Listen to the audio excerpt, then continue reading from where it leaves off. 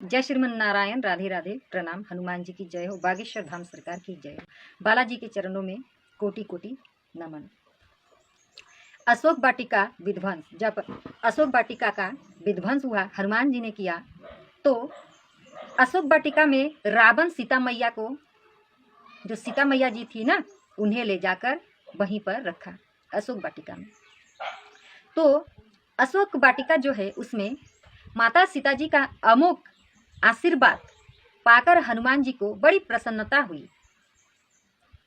इतना प्रसन्नता हनुमान जी हुए, उसने बातचीत करते हुए उनकी दृष्टि, हनुमान जी बात करते करते सीता मैया जी के साथ, उनका दृष्टि पड़ा अशोक वाटिका में लगे हुए तमाम फल वाले वृक्षों पर।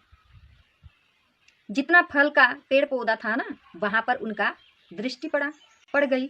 अब उन फलों को देखते ही उनकी भूख जाग पड़ी। हनुमान जी जैसे ही अशोक वाटिका के जितना फल था ना, फल का पेड़ था, वो सबको देखते ही हनुमान जी के भीतर भूख लग गई, भूख जाग पड़ी।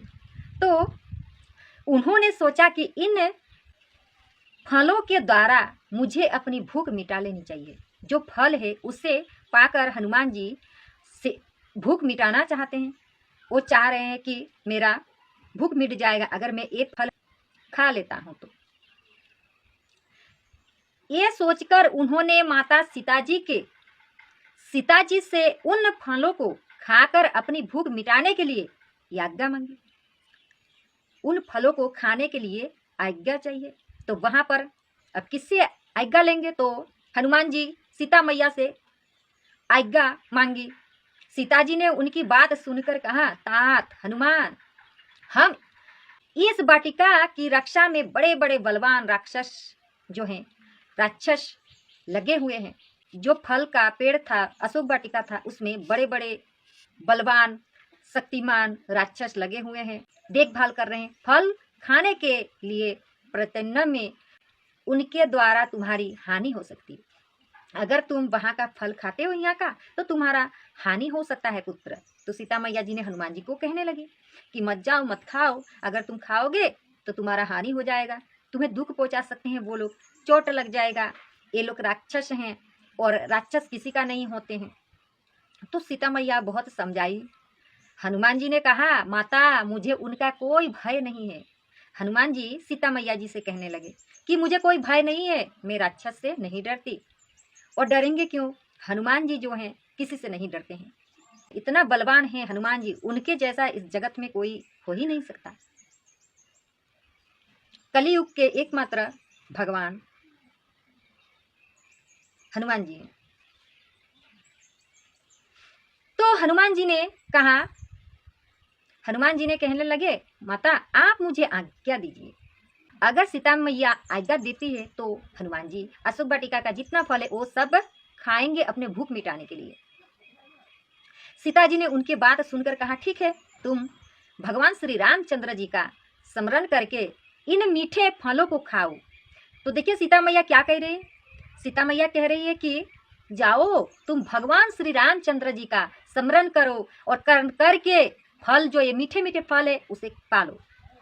तो सीता जी की आज्ञा पाकर महावीर हनुमान जी जो हैं, महावीर हनुमान जी बजरंगबली, उन्होंने निर्भय होकर अशोक वाटिका में पहुंच गए, निसंदेह, कोई संदेह ना।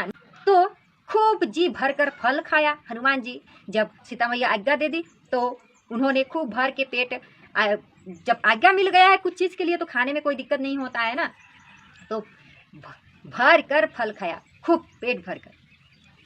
पेड़ों को भी उखाड़ उखाड़ कर, तोड़ तोड़ कर फेंकने लगे। फल खा रहे हैं और पेड़ जो था ना वो भी फेंक रहे हैं, क्योंकि उन्हें एक गुस्सा है हनुमान जी को कि उनका मैया जो सीता मैया है उन्हें हरण कर ले गया है और अशोक वाटिका में रखा है। तो उन्हें गुस्सा आ रहा है और फिर भी अपना भूख मिटा रहे हैं, फेंकने लगे। बहुत से बलवान राक्षस वहीं रखवाली कर रहे थे, बहुत।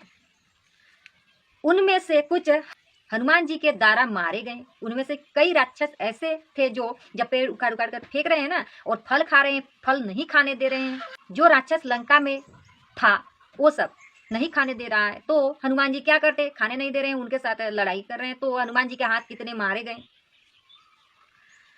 और कच्छू ने भागकर रावण को बताया कि अशोक वाटिका में एक बहुत बड़ा बंदर, एक विशाल बंदर आया है, उन्होंने फल भी खाया और पेड़ों को भी उखाड़ उखाड़ कर फेंक रहा है। रावण को जाकर ये संदेश देने लगे कितने राक्षस उनमें से। ऐसा सुनते ही रावण ने वहां बड़े बड़े बलवान योद्धाओं को भेजा, बड़े बड़े योद्धा जो रावण के सेना में थे, जो लंका को अपने नजर में रखते थे, उन्हें भेजा। लेकिन हनुमान जी ने खेल खेल में ही उन्हें थप्पड़ों और घूंसों से मार गिराया। खेल खेल में इतना नटखट हनुमान जी, और समझ सकते हैं खेल खेल में सबको घूंसा मार कर गिराया। कुछ और जीवित बचे, जो जीवित बचे उन्होंने फिर जाकर दरबार में, जहाँ रावण अपना दरबार लगाता है, जहाँ बैठकर होता है ना राजा का, वहां पर गया, जाने के बाद गुहार लगाई। अब रावण ने अपने महापराक्रमी पुत्र अक्षय कुमार को वहां भेजा।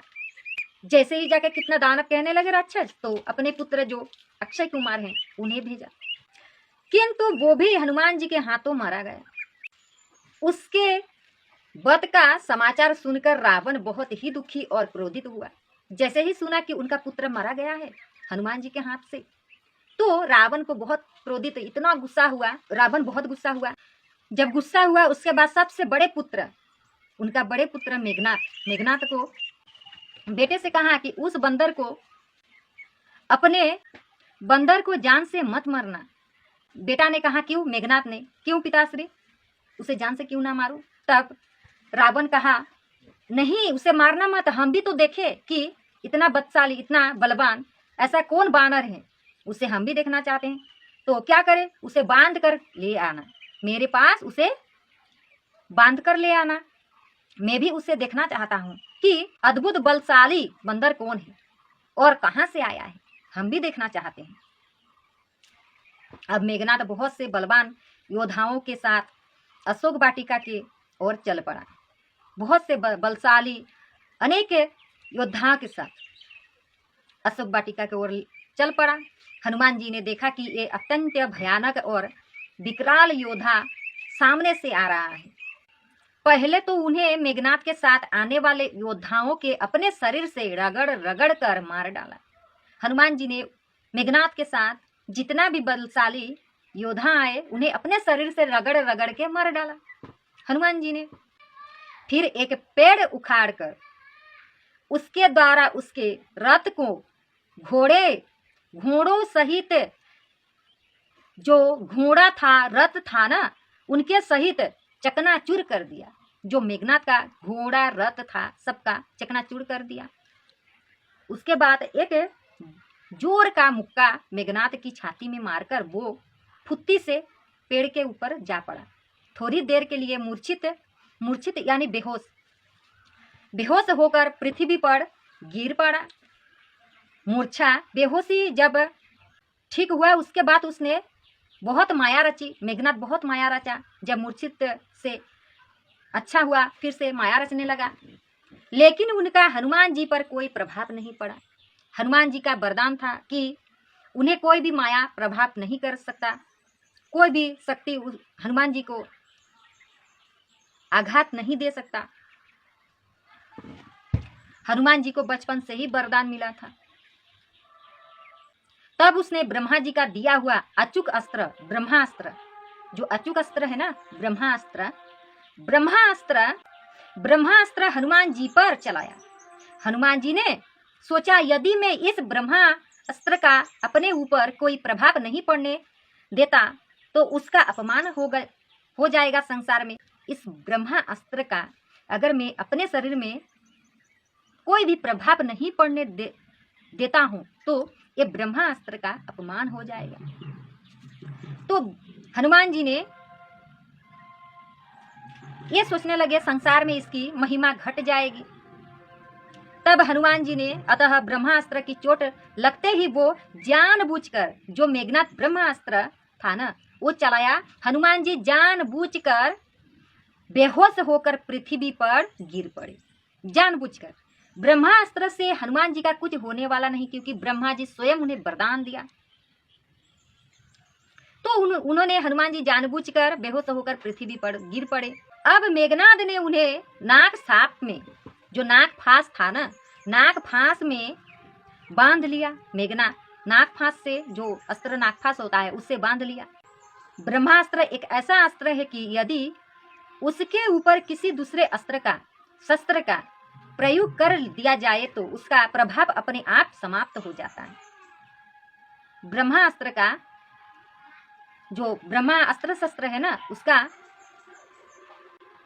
प्रयोग कर दिया जाता है तो उसका जो प्रभाव होता है ना, उसका अपने आप समाप्त हो जाता है। इस प्रकार मेघनाद की भूल से हनुमान जी स्वयं ही ब्रह्मास्त्र के प्रभाव से छूटकर आ गए। मेघनाद को लगा ब्रह्मास्त्र में मार के उसे बेहोश करके पृथ्वी पर गिरा दिया। अब में जो नागफास होता है, नागपास, वो चलाया, और ब्रह्मास्त्र में अगर दूसरा अस्त्र चलाया जाता है तो अपने आप समाप्त हो जाता है उसका प्रभाव। तो चलाया, अपने आप प्रभाव समाप्त हो गया। इस प्रकार मेघनाद की भूल से हनुमान जी के स्वयं ही ब्रह्मास्त्र के प्रभाव से छुटकारा पा गए। उन्हें उनका प्रभाव नष्ट करने की आवश्यकता ही नहीं पड़ी। हनुमान जी को जो ब्रह्मास्त्र मारा ना मेघनाद, उसका प्रभाव नष्ट स्वयं मेघनाद ने ही किया। हनुमान जी को कोई आवश्यकता नहीं पड़ा कि उसका अस्त्र का कोई हम शस्त्र से प्रभाव समाप्त कर दे।